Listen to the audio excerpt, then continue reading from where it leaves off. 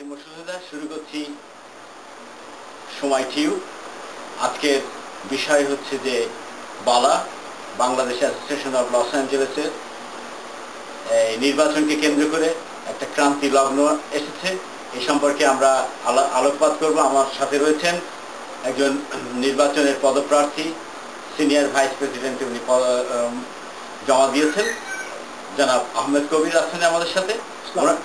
ওনার সাথে আমরা জিজ্ঞেস করব যে কি হয়েছিল। তার আগে আমি একটু বলতে চাই যে এই বালা 13 বছর, আপনি তো জানেন যে 13 বছর ধরে এই বালা বন্ধ ছিল কোর্ট কাছারির ফলে, এবং 13 বছর পরে আমি যখন আপনার 21-এর সম্পাদক ছিলাম, সেই সময় এটাকে প্রথম পত্রিকার মাধ্যমে উজ্জীবিত করার প্রচেষ্টা করি, এবং তারপরে জাহান হাসান এবং আমি মিলে একটা শ্যাটোতে একটা আপনার টাউন হল মিটিং করেছিলাম।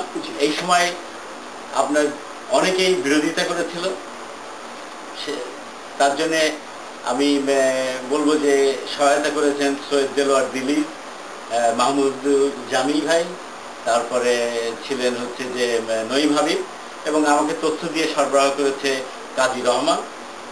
এরপরে এই সমস্ত প্রক্রিয়ার মাধ্যমে জনাব বিডি খানকে প্রধান নির্বাচন কমিশনার নিয়োগ করার পরে উনি একটা ইস্তেহার দিলেন নির্বাচনী, এবং নির্বাচনী ইস্তেহারের ভিতরে উনি বললেন যে 25শে সেপ্টেম্বর হবে জমা দেওয়ার তারিখ, আর ইলেকশন হবে আপনার অক্টোবরের কত তারিখে?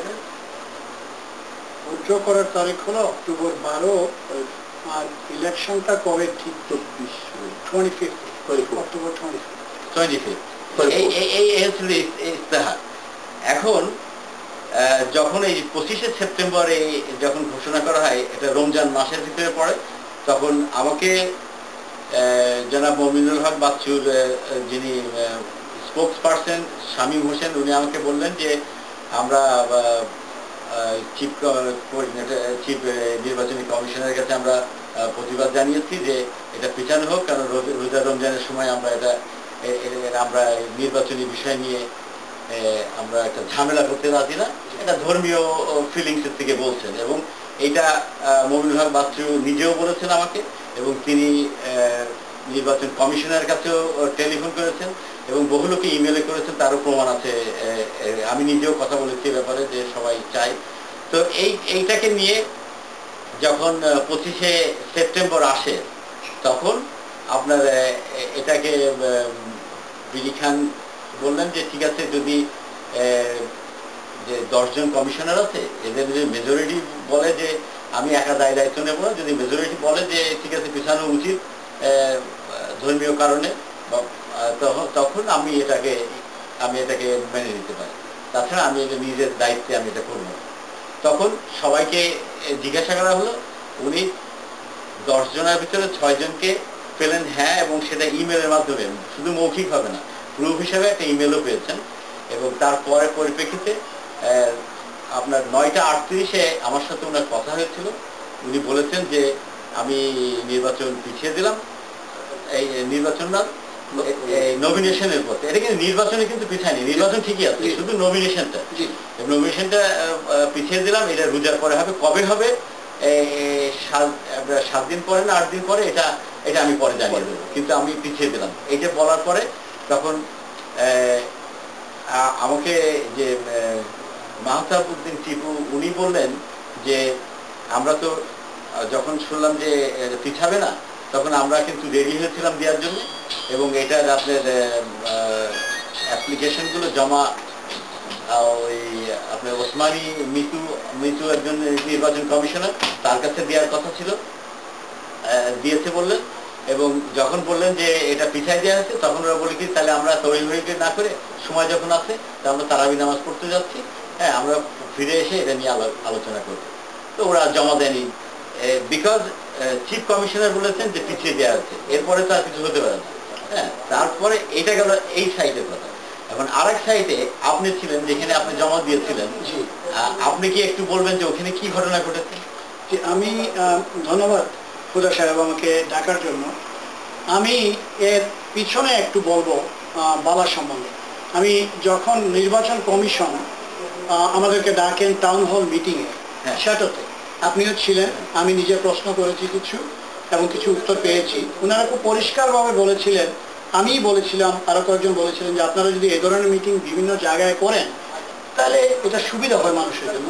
কিন্তু উনি বলেছিলেন যে আমাদের এখন সময় নাই, আর এই সময়ের মধ্যে করা সম্ভব না বিভিন্ন জায়গায়।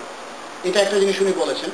সেকেন্ড থিং উনি যেটা বলেছিলেন যে আমরা কোনো অবস্থায় কনস্টিটিউশন লঙ্ঘন করে নমিনেশন নেব না। কনস্টিটিউশনে লেখা আছে যে কেউ যদি নন প্রফিট কোনো অর্গানাইজেশনে এক্সিকিউটিভ কমিটিতে কোনো পজিশন হেল্প করে পজিশন থাকে তাহলে নমিনেশন দেওয়ার সময় তার পদত্যাগপত্র সাথে দিতে হবে।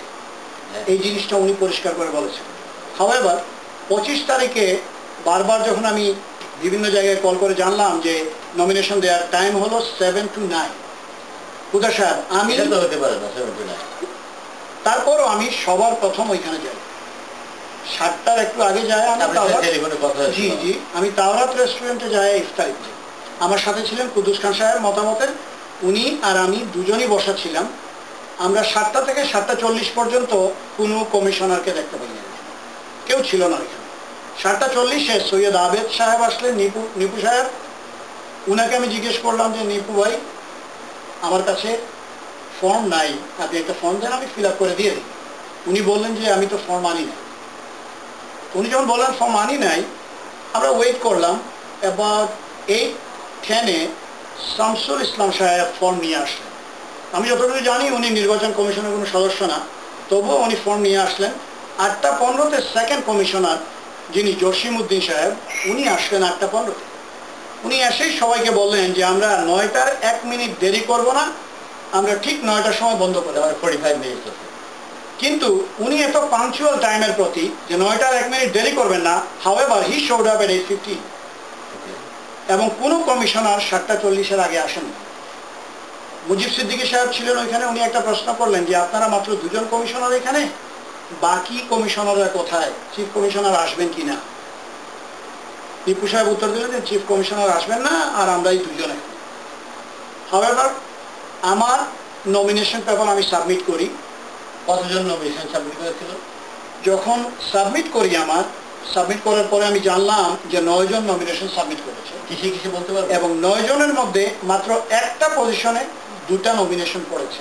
সেটা হলো অর্গানাইজিং সেক্রেটারিতে আমরা যতটুকু জানি নিয়াজ মুহাইমিন নামে ভদ্রলোক আর শাহ নজরুল নামে, ওনাদের একই পজিশনে 2টা নমিনেশন, আর বাকি কোনো পজিশনে 2টা নমিনেশন পড়েছে। সর্বমোট 17টা পজিশন। 17টা পজিশনে 8টার জন্য নমিনেশন পড়েছে 9 জনের।